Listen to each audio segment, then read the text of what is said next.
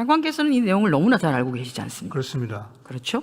저희가 외교부에 물었습니다. 왜 대북 금수품이 이렇게 북한으로 살포되고 있는데 외교부는 아무런 제재를 취하고 있지 않느냐라고 했더니 답변이 이렇게 왔습니다.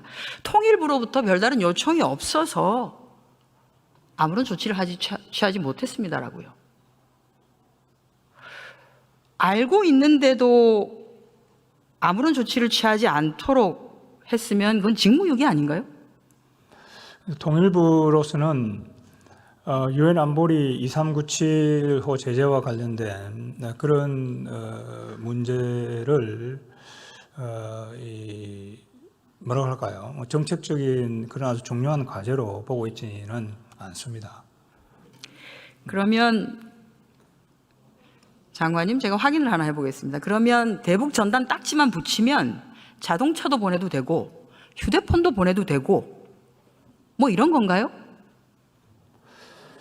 그거는 이제 가정된 상황을 아니요. 두고 말씀드리기 그렇지 않습니까? 때문에 제가 거기에 대해서 판단해. 그러면 지금 강화 같은 경우에는 쌀을 페트에 넣어서 삶아 보내는 거 아닙니다. 돈도 보내고 USB도 보내고 이렇게 하죠.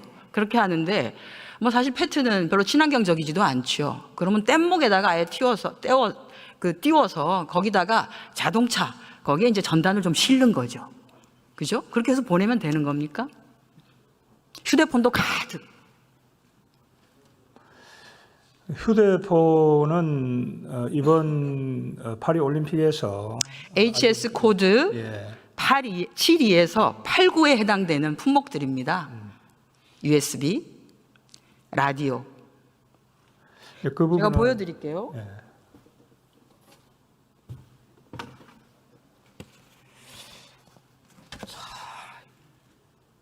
USB는 HS 코드 8523, 단파 라디오는 HS 코드 8543에 해당됩니다. 들어가셔도 좋습니다. 네, 국방부 장관 안 계시죠? 네, 차관 나와 주십시오.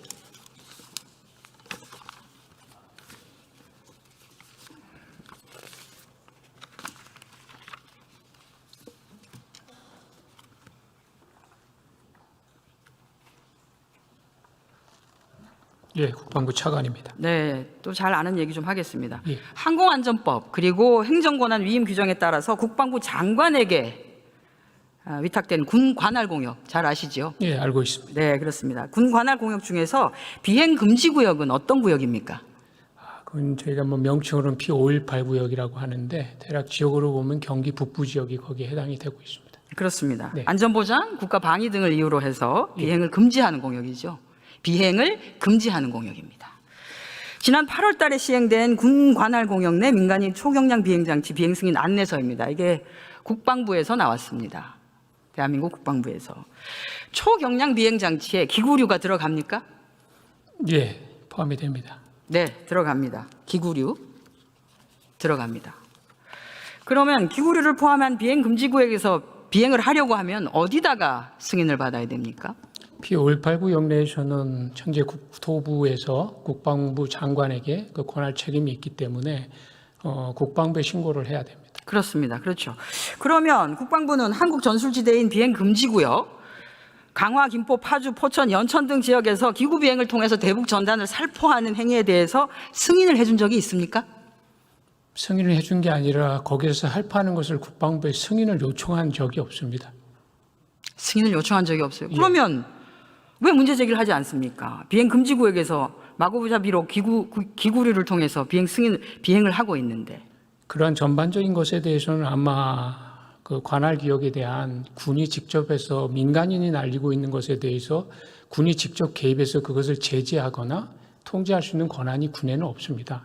따라서 그거에 대한 행위들은 아마 관할 구역의 경찰 조직이나 이런 조직들이 관여를 하게 되고 승인이 오게 되면 저희들은 그것의 가부 여부를 승인 신청이 오지 않았기 때문에 아무런 제재를 가할 수 없었다는 말씀이신 거죠? 저희가 승인이 오지 않는 것에 대해서 그 넓은 지역에서 어디서 어떻게 언제 이것을 운영할 것에 대해서 사전 예측하기가 어렵기 때문에 사전 차단이라는 것은 현실적으로 어렵습니다.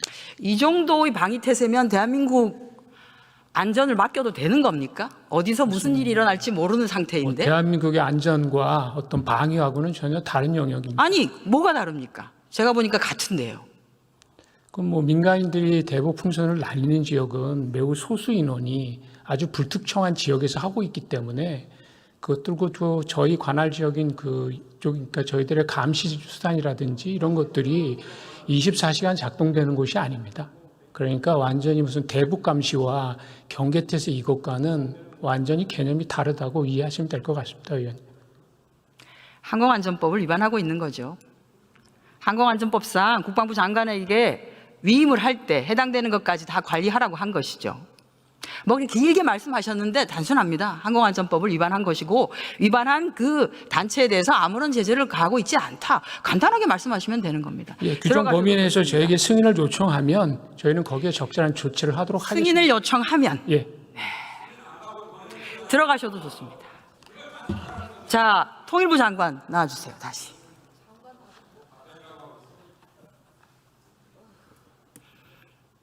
네, 답변이 답변 같지 않다는 걸 국민 여러분들께서 모두 듣고 계십니다. 다른 민간인들은 다 승인을 받습니다. 그런데 왜 탈북단체들은 승인을 받지 않습니까? 그건 탈북 단체 자체가 판단할 문제다 이렇게 생각합니다. 예. 좋습니다. 통일부 장관 들어가 주시고요. 국무총리 다시 나와 주시기 바랍니다.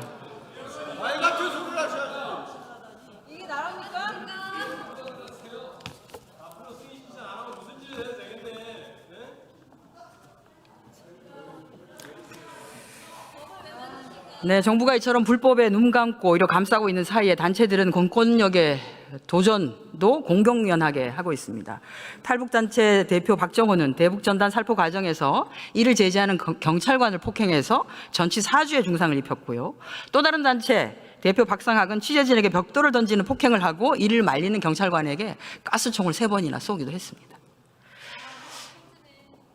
총리님, 대북전단 보낼 자유 있지요. 표현의 자유니까요. 다만 법을 위반하면서 자유를 행사한 것에 대해서는 그것에 합당한 책임을 지는 것이 자유민주국가의 시민에게 주어진 의무이기도 합니다. 그렇지 않습니까? 네, 그래서 결국 이제 이 문제에 있어서는 우선 첫째로 표현의 자유 보장이다라는 헌재의 결정 취지가 좀 고려가 돼야 되겠고요. 그 다음에 이제 유관기관의 협조, 대북 전단 단체와의 소통, 이런 상황 관리가 좀 필요한 것 같습니다. 그래서 최근에 대북 전단 관련 상황에 대해서는 경찰 등 유관기관과 긴밀한 협조뿐만 아니라 대북 전단 단체와도 소통하면서 상황 관리에 최선을 다하고 있다는 말씀을 드립니다. 총리님. 국토부의 유권 해석 내용을 유념을 하고 통일부, 국토부, 경찰청 총리님, 등 관계기관이 소통하고 있는 것으로. 국토부의 유권 해석에서요. 잠깐만 제 좀 질문을 들어주십시오. 네. 국토부의 유권 해석에서 비행 금지 구역의 경우에는 기구류에 달린 물건이 2kg가 넘는다 안 된다가 중요하지 않습니다. 왜냐하면 비행 금지 구역에서는 모든 비행이 금지되기 때문입니다. 그리고 대북 전단만 포함하면 치외법권이 되어서는 안 된다고 봅니다. 지금 말씀드린 것처럼 유엔 안보리 대북 제재를 위반한 것에 대한 것, 또 미승인 비행에 대해서 항공안전법을 위반한 것에 대해서 법적 책임을 물어주시기 바랍니다. 아니, 관계기관이 법과 통일부, 원칙을 중시하는 통일부, 윤석열 정부 아니십니까? 통일부, 국토부, 경찰청과 이 관계기관이 지금 소통하고 있다 이렇게 생각하고요. 현재 항공안전법 위반 관련해서는 경찰 수사가 진행 중인 만큼 결과를 좀 지켜볼 필요가 있다고 생각합니다. 그 결과에 따라서 적절한 조치를 검토하도록 하겠습니다. 대북 제재 위반까지를 포함해 주시기 바랍니다. 네, 적절한 조치를 검토하도록 하겠습니다. 법과 원칙을 중요시하는 윤석열 정부가 어떻게 조치하는지 지켜보도록 하겠습니다. 들어가셔도 좋습니다. 잠시 주목해 주시기 바랍니다. 구독자분들에게 특별한 선물을 준비했는데요. 제가 항상 여러분들 때 강조드리는 말씀이 있습니다. 이슈와 뉴스만 꾸준히 챙겨보셔도 충분히 돈을 벌 수 있다고 말씀드리는데요. 여기 보이시는 채널의 영상을 보시면 어떤 생각이 드시나요? 그냥 눈에 보이시는 뉴스와 영상만 보시고 아무 생각이 없으신가요? 그렇다면 저는 잘못된 것이라고 말씀드리고 싶습니다. 그 이유가 무엇이냐면 제가 8월 초에 뭐라고 말씀드렸나요? 지금 바이오에 관심을 가져야 한다라고 뉴스만 보고 넘기지 마시고 투자를 직접적으로 생각해봐야 한다고 말씀드렸는데요. 이런 썸네일들과 영상을 통해서 충분히 구독자님들께도 전달이 되셨을 겁니다. 이런 바이오 이슈가 되었을 때 부자들은 어떻게 생각할까요? 바이오 관련주는 무엇이 있는지, 어떤 종목이 가장 좋을지, 어디에 투자해야 돈이 몰릴 수 있는지 자연스럽게 생각한다고 말씀드렸습니다. 지난번에 구독자분들과 함께하는 주식으로 수익 내기를 진행했었는데요. 100% 무료로 진행을 했고 이 사진을 보시면 아시겠지만 구독이라는 문자 메시지를 남겨주신 모든 시청자분들께 이렇게 바이오 관련주 중에 가장 급등 확률이 높은 딱 한 종목을 드렸습니다. 8월 13일에 오정바이오를 추천해 드렸습니다. 여기 나와 있는 사진을 보시면 정확히 얼마에 매수하고 어떤 종목을 사야 하는지 어느 지점에 팔아야 하는지 이런 부분들까지 여러분들에게 정확히 알려드렸는데요. 실제로 많은 분들께서 수입을 보셨습니다. 오른쪽을 보시면 아시겠지만 8월 13일에 오정바이오를 소개해드리고 나서 실제로 며칠이 지나지 않고 이렇게 주가가 상한가가 되었습니다. 당시에도 굉장히 많은 분들이 제가 드린 이 종목으로 수익을 내셨습니다. 지난번과 똑같이 구독이라는 문자를 보내주시면 이번에 이슈가 되고 있는 주식 중에 앞으로 대장주의 고시를 하면서 주가가 가장 크게 상승할 한 종목을 시청자분들에게 문자로 종목명과 사고자 하는 시점을 모두 알려드리겠습니다. 이 영상을 보시고 계시는 시청자분들 중에 종목이 궁금하다 하시는 분들은 남녀노소 시간대 상관없이 이렇게 상단에 번호를 항상 남겨놓고 있습니다. 전화번호 010-5638-2205 똑같이 무료 급등 주식 문자를 보내드리겠습니다. 돈을 받는 것도 아니고 투자를 대신해 드리는 것도 아니고 부담 없이 구독 문자 보내주시면 되십니다. 수익이 나신다면 구독과 좋아요 한 번씩